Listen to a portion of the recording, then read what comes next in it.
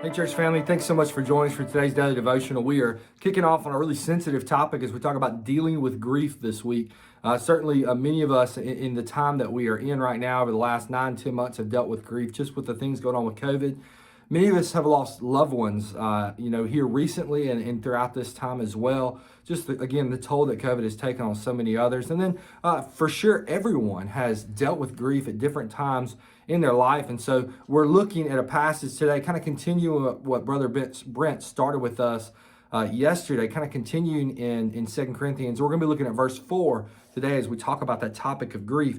Verse 4 reads, He comforts us in all our affliction, so that we may be able to comfort those who are in any kind of affliction through the comfort we ourselves receive from God. You know, a lot of times whenever we are dealing with grief, we really begin to look inward, don't we? We worry about our own problems, and certainly maybe there is a time for that. Maybe there's a time for us to work through our own grief, but the problem that kind of occurs is sometimes we get stuck in that place where we stay in our own grief and we don't look at the world around us. And if we're going to follow Christ's example, Christ said that he came to serve, not to be served. And so we too, as we follow Christ's example, should serve others. We should look for opportunities to serve others and not just to be served.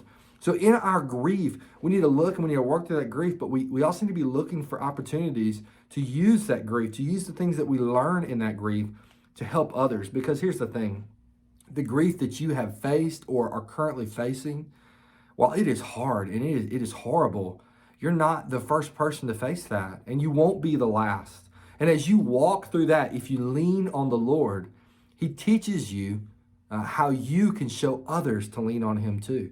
You learn ways to deal with that grief, biblical Christian ways to deal with that grief that you can pass on to others. So as we work through grief, we need to know that one day we may be called upon to help others work through grief. Our author gives us a couple of questions that we can look at. The first says, when are you tempted to become self-focused? When are you tempted to look within at your own issues as opposed to looking outward? And then the second question, what lessons have you learned in times of struggle that you can use to comfort others? Church family, I hope that you are looking for opportunities to comfort others. And if you are in a time of grief right now, don't walk through that alone. Church family, you have church staff, church volunteers, teachers, deacons in our church that want to walk alongside you in grief. And as you work through that grief, know that you could one day help someone work through the same issue that you're facing today.